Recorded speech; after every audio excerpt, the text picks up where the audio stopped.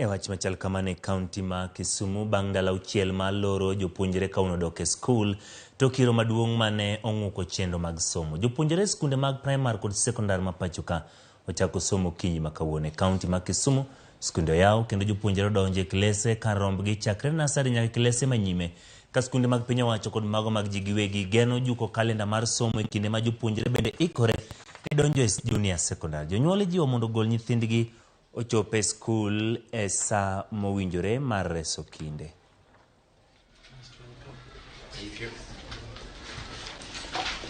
Jopuonj te oseduogo ma kata sani kichiko iti kanyo ibiro yudo ni nyithindo ni e skul kendo somo dhi mbele.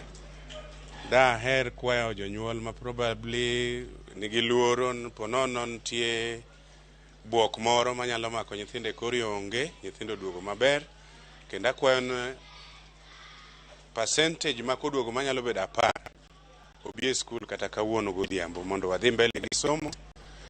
Nyithindo osebet oko moromo matin to nikech wan gi classes madhi timo penj dwe mar 11 dawaher ni nyithindo obed e skul. Jogo manie sikunde kata mag sirkal nyaka mekwa mag ji giwegi dwaher mondo wawach ni kik wathag jonyuol ahinya, wabed kwa winjre kodgi nikech ang'e ka nitie pek ka gi kacha kata weche mag pesa to ber ka ji owinjre mondo kada jonyuol bende ong'e ni kada ka nitie pek to en pek kuonde koni gi kocha.